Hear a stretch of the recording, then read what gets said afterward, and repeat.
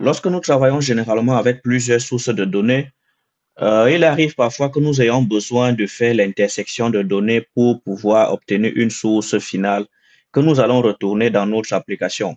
Ou alors, il arrive des moments où nous avons besoin plutôt de faire l'union de plusieurs sources de données pour obtenir en fait notre source finale. Donc, dans ce cas, qu'est-ce qu'on fait?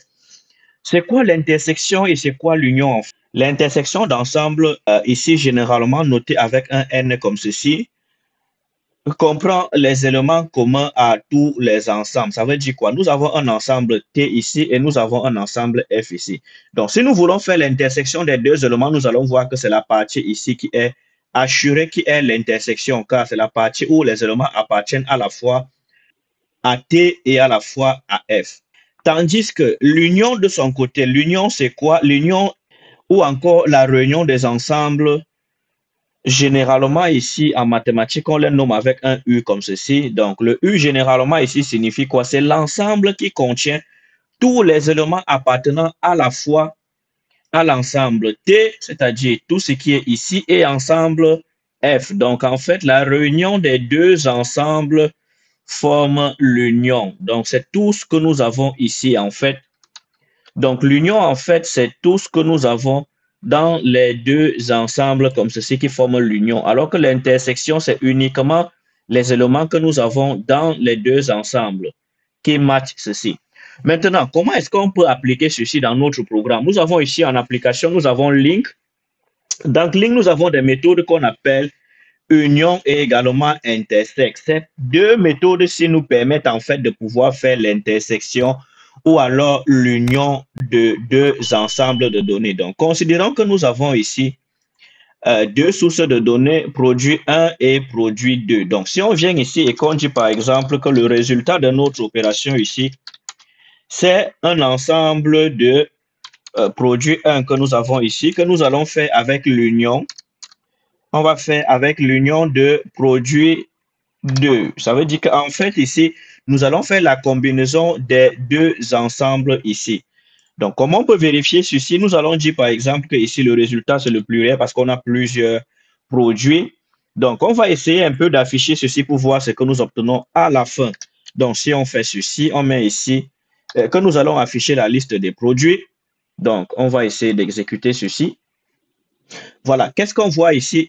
On voit ici que nous avons dans notre résultat ici laptop, mouse, keyboard. Ça veut dire que nous avons trois éléments ici dans le produit. Un, nous avons trois éléments dans la liste numéro 2 ici. Donc, l'union, en fait, ici, c'est quoi? Ça nous retourne la liste de tous les éléments que nous avons dans la liste 1 et dans la liste 2. On peut bien évidemment voir ici que nous avons 6 éléments qui apparaissent ici. Donc, on voit bien que la méthode de l'union ici nous permet de faire la réunion de tous les éléments que nous avons dans nos deux sources de revenus. Maintenant, si on faisait plutôt l'intersection, on a aussi une méthode ici qui s'appelle intersect. Voilà. Intersect ici fait quoi? Intersect ici permet tout simplement en sorte qu'on puisse faire l'intersection des deux éléments. Dans ce cas-ci, ça va nous montrer uniquement les éléments qui appartiennent à la fois à la première source de données et ainsi qu'à la deuxième source de données. Donc, on va essayer un peu d'exécuter ça pour voir qu'est-ce qu'on aura en sortie ici. Donc, ici, qu'est-ce qu'on va voir? On constate ici que ça ne nous retourne aucun élément. Pourquoi ceci? On nous dit ici, ça produit l'intersection de deux séquences en utilisant l'égalité d'opérateurs. L'égalité d'opérateurs ici, comme nous avons des objets ici, l'objet new project ID3 n'est pas forcément égal à l'objet que nous avons ici parce que nous avons une égalité d'opérateurs ici, nous avons un objet. Donc, il est difficile de dire que quand on crée un objet, il est égal à un autre objet, tout simplement. Ça ne peut pas être possible. Donc, dans ce cas-ci, pour être sûr que l'intersection fonctionne, nous pouvons essayer de faire l'intersection en utilisant intersect by.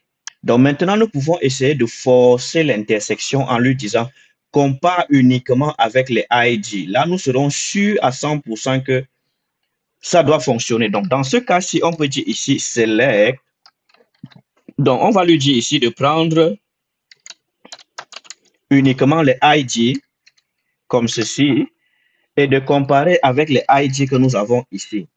Donc, dans ce cas-ci, nous lui disons fait les comparaisons uniquement avec les ID. Ça veut dire qu'à partir du produit numéro 2 ici, cherche les éléments qui ont le même ID que nous avons dans le produit numéro 1 et retourne-nous uniquement ce résultat ici. Donc, on voit que pour faire l'intersection, c'est beaucoup plus complexe. On ne peut pas juste soumettre un objet et ça doit fonctionner. Donc, on va essayer d'exécuter maintenant de nouveau pour voir est-ce que ça fonctionne. Oh, nous sommes en mode debug, voilà, exécuter. Et voilà, maintenant on voit que l'intersection fonctionne. Donc on doit comprendre ici que c'est très important que quand on fait l'intersection, si nous travaillons avec des objets, il faut faire très attention parce que nous pouvons ne pas obtenir le résultat que nous voulons. Si nous avions par contre des nombres, ça veut dire que si on prend ici, disons liste 1, si on dit par exemple liste 1 ici, c'est 0, 1, si on dit par exemple qu'on aura ceci comme ça, et nous allons avoir ici par exemple la liste numéro 2.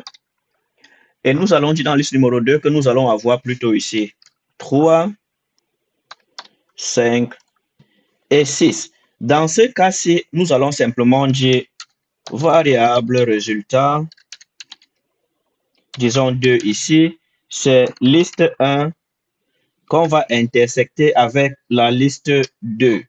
Donc, dans ce cas-ci, si on essaie de faire la même opération ici comme ça, on va dire par exemple résultat 2 ici. On va tout simplement afficher ici l'élément P.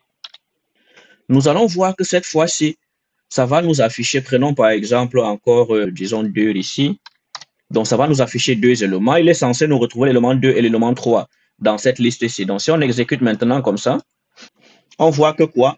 On voit effectivement que quand nous avons tout simplement des objets simples ou alors des types de données simples, l'intersect fonctionne tout simplement parce que nous avons juste les integers ici. Si nous avions des strings également, ça fonctionne directement avec l'intersect.